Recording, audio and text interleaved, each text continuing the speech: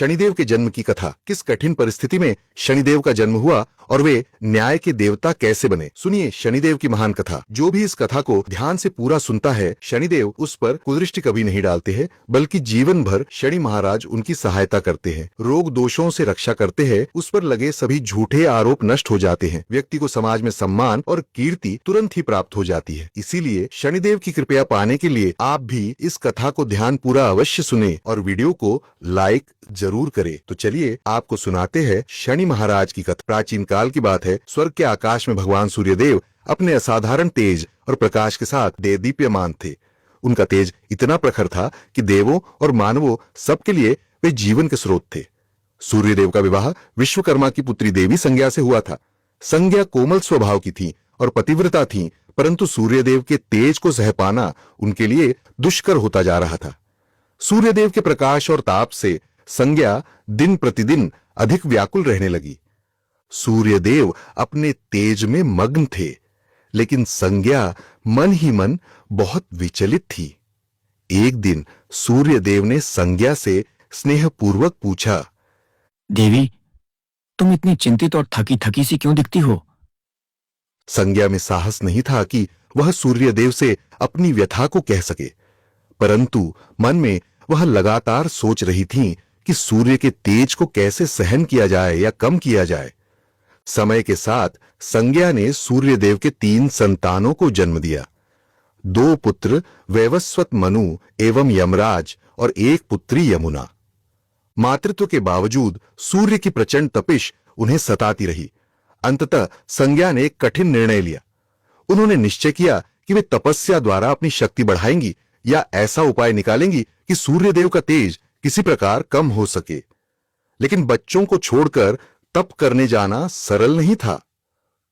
एक दिन देवी संज्ञा ने निश्चय किया कि वे अपनी छाया को अपने स्थान पर छोड़कर कुछ समय के लिए संसार से ओझल होंगी। तभी संज्ञा के शरीर से धीरे धीरे एक परछाई प्रकट होने लगी। यह संज्ञा के ही समान स्वरूप वाली स्त्री थी, जिसका नाम संज्ञा ने प्रेम पूर्वक छाया रखा। छाया वास्तव में संज्ञा की ही संवर्णा प्रतिछाया थी। संज्ञा ने छाया को विनम्रता से कहा, हे छाया, तुम मेरा रूप लेकर सूर्य देव की सेवा करना और बच्चों का ध्यान रखना। जब तक मैं लौट ना आऊं, तुम ही इनकी माता और मेरी प्रतिनिधि बनकर रहना।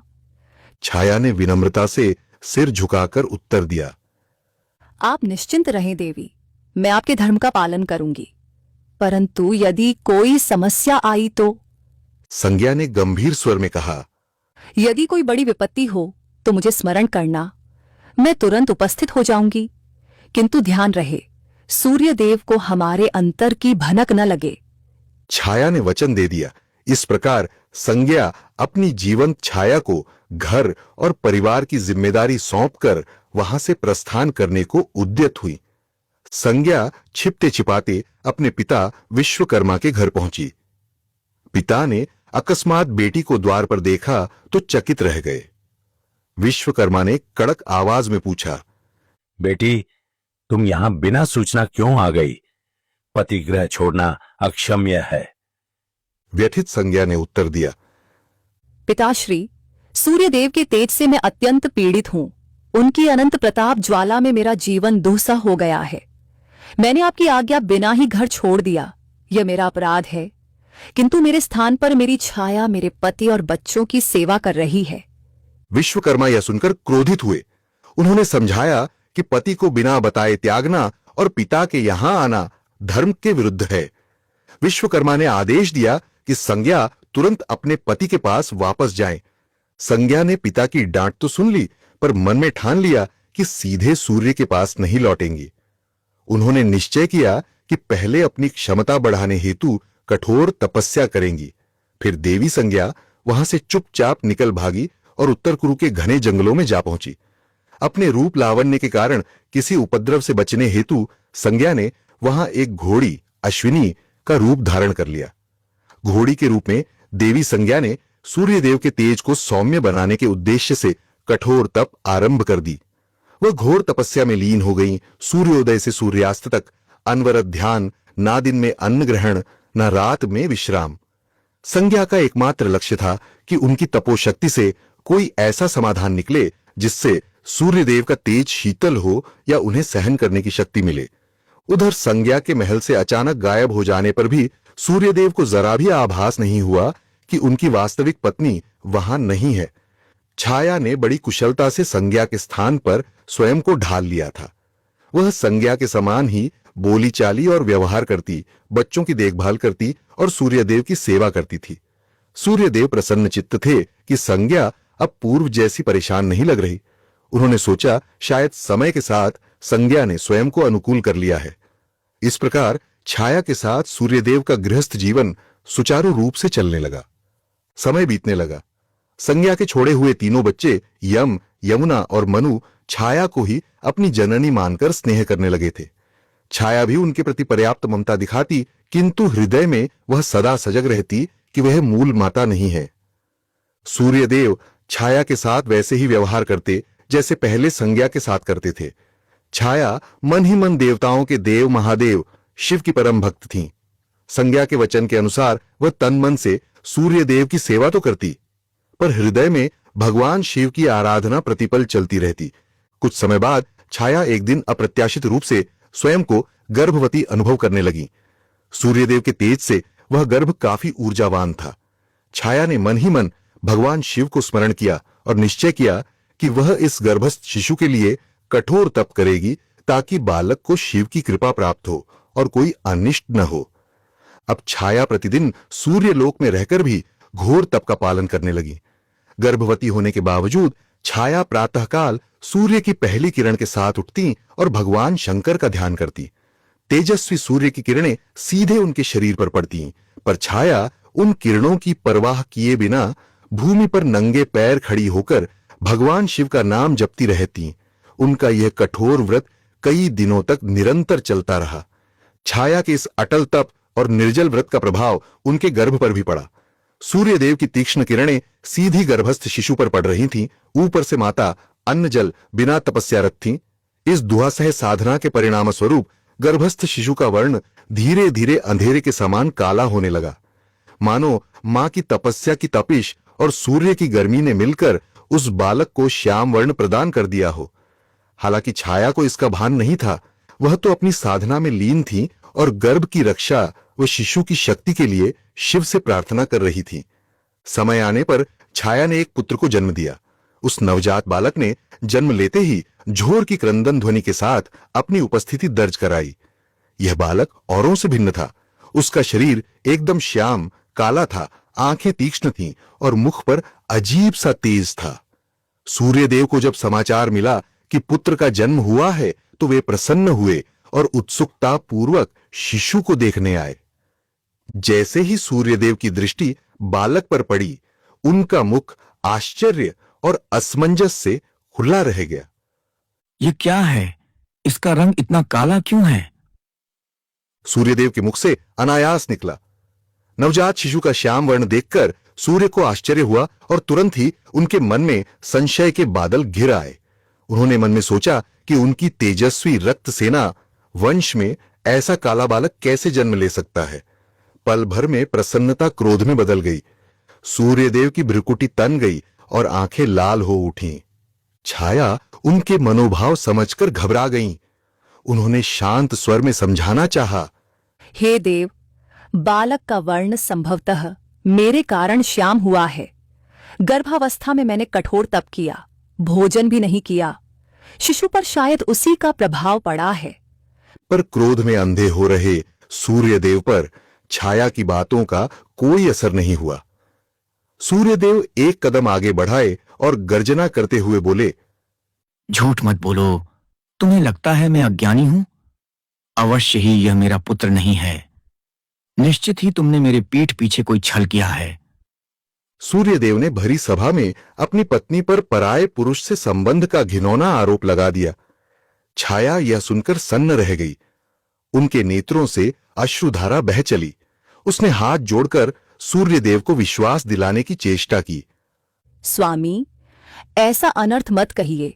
मैंने सदा आपकी सेवा की है, आपका अनादर कभी नहीं किया। यह बालक आपका ही अंश है। लेकिन सूर्यदेव क्रोधांध थे। उन्होंने दासी सेवकों को आदेश दिया, इस स्त्री को और इसके काले बालक को महल से दूर ले जाओ। मैंने इसे अपना मानकर भूल की। सूर्यदेव ने नवजात को स्वीकारने से इनकार करते हुए छाया को तिरस्कार पूर्वक त्याग दिया। अपने ही पति के मुख से ऐसे कठोर वचन सुन छाया को मानो वज्रपात सा हुआ। उनकी आंखों से आंसू बहने लगे। उधर नवजात शिशु, जिसे अपमान का पूरा आभास तो नहीं था, लेकिन मां के हृदय विदारक रुदन ने उसे व्याकुल कर दिया। वह भी जोर जोर से रोने लगा। तभी सूर्यदेव ने क्रोधित नजरें उस बच्चे पर डाली। उनकी आंखों में अब भी संदेह और घृणा थी।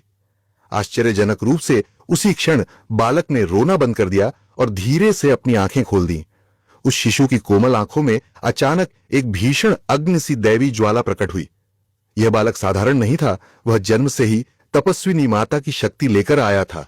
उसने अपलक अपने पिता सूर्यदेव की ओर घूर कर देखा। जैसे ही शिशु की क्रोधित दृष्टि सूर्यदेव पर पड़ी, सूर्यदेव तीव्र पीड़ा से चिल्ला उठे। उनकी स्वर्णकांत देह मानो कोयले सी काली पड़ने लगी। उस दग्ध दृष्टि का प्रभाव इतना भयंकर था कि सूर्यदेव का संपूर्ण शरीर काला पड़ गया और उनका तेज मंद होते होते अंततः बुझसा गया। चारों ओर अंधकार छा गया, मानो सूर्यास्त के बाद अंधेरी रात उतर आई हो। सूर्यदेव के रथ के घोड़े भी एकदम थम गए। सूर्य का दिव्य रथ आकाश मार्ग में रुक गया। इस अप्रत्याशित घटना से संपूर्ण सृष्टि में हाहाकार मच गया। दिन में ही तमिसरा अंधकार फैल गया। प्राणी भयभीत हो उठे। देवताओं ने चिंतित होकर इधर उधर देखना शुरू किया कि सूर्यदेव को क्या हो गया है। सूर्यदेव अत्यंत व्यथित थे। उनका उज्जवल स्वरूप नष्ट हो चुका था और उनके अश्व आगे बढ़ने को तैयार न थे। उन्हें तभी अपनी भूल और कठोर शब्दों का आभास हुआ। अंधकार में घिरे सूर्यदेव को अपनी गलती पर ग्लानि होने लगी। वे समझ गए कि जिस बालक को उन्होंने ठुकराया है वह साधारण नहीं बल्कि अत्यंत शक्तिशाली है। अपने अपमानित पुत्र और पत्नी को देख उन्हें एहसास हुआ कि क्रोध में उन्होंने अक्षम्य कार्य किया है। विवश होकर सूर्यदेव ने आर्त स्वर में त्राहि पुकार लगाई, हे महादेव, मेरी सहायता करें, मुझसे भारी भूल हुई है। सूर्यदेव की करुण पुकार सुन समस्त लोकों के स्वामी भगवान शिव तत्काल प्रकट हो गए। एक दिव्य ज्योतिपुंज प्रकट हुआ और उसके मध्य भगवान शंकर अपने वृद्ध मुद्रा में प्रकट हुए। त्रिशूल और चंद्रमा को धारण किए नीलकंठ भगवान शिव के दर्शन पाकर सूर्यदेव, छाया और वहां उपस्थित समस्त दास देवता हाथ जोड़कर नतमस्तक हो गए। छाया ने शिशु को गोद में उठा लिया था। अब वह बालक शांत था। उसकी आंखों में अपने आराध्य शिव के दर्शनों से एक उज्जवल चमक थी। भगवान शिव ने पहले अपनी आंखें बंद कर लीं और ध्यान द्वारा संपूर्ण घटना को देखा। फिर उन्होंने कठोर स्वर में सूर्यदेव से कहा, हे सूर्यदेव, क्रोध और अहंकार में आकर तुमने अपनी पत्नी छाया और अपने नवजात पुत्र का बड़ा अपमान किया है। तुमने छाया के चरित्र पर संदेह करके अन्याय किया है। सूर्यदेव लज्जा के मारे सिर झुकाए खड़े थे। शिवजी ने आगे कहा, यह बालक वास्तव में तुम्हारा ही पुत्र है। इसका वर्ण श्याम इसलिए है क्योंकि गर्भकाल में छाया ने कठोर तपस्या कर मेरी उपासना की और तुम्हारे तेज को बिना किसी संरक्षण के सहा, जिससे बालक का रंग काला हो गया। इसमें छाया का कोई अपराध नहीं, बल्कि प्रशंसा योग्य धैर्य है। सूर्यदेव ने कांपते हुए स्वर में उत्तर दिया, हे महादेव, मुझसे भारी भूल हो गई। मैंने क्रोधवश इन दोनों को बहुत कष्ट दिया। कृपा कर मुझे क्षमा करें और अपना तेज वापस प्रदान करें। सूर्यदेव ने विनम्रतापूर्वक छाया और बालक की ओर देखकर कहा, मैं अपने कटु शब्द वापस लेता हूं। छाया, तुम निरपराध हो और यह बालक निश्चय ही मेरा ही पुत्र है। सूर्यदेव को पश्चाताप करते देख भगवान शिव का क्रोध शांत हुआ। उन्होंने अपने हाथ से आशीष देते हुए सूर्यदेव को पुनः तेजस्वी रूप प्रदान किया। उनकी काली पड़ी देह फिर से सुनहरे तेज से चमकने लगी और अंधकार चीरता हुआ प्रकाश चारों दिशाओं में फैल गया। सूर्यदेव के रथ के अश्व भी पूर्ण जीवित होकर गति से दौड़ने लगे। सृष्टि फिर से प्रकाशमान हो उठी। सूर्यदेव ने तुरंत छाया और अपने पुत्र को गले से लगा लिया। सूर्य ने कहा, छाया, तुमने जो तप किया उससे हमारे पुत्र को अद्भुत शक्ति मिली है। मैं तुम्हारा ऋणी हूं और अपने आचरण पर अत्यंत लज्जित हूं। छाया के नेत्रों से आनंद के आंसू बहने लगे। उन्होंने सूर्यदेव को क्षमा कर दिया। नन्हा शिशु भी मानो मुस्कुरा रहा था। पिता का स्नेह पाकर वह प्रसन्न था। शिव ने बालक को आशीर्वाद दिया और कहा, वत्स, तुमने जन्म से ही अन्याय का सामना किया है और तुम में अन्याय का प्रतिकार करने की शक्ति है। अपनी माता की तपस्या के फलस्वरूप तुम में मेरा अंश समाहित है। मैं तुम्हें आशीर्वाद देता हूं कि तुम लोक में न्याय के देवता के रूप में प्रतिष्ठित होगे। तुम लोगों को उनके कर्मों के अनुसार फल दोगे, पापियों को दंड और सत्पुरुषों को पुरस्कार।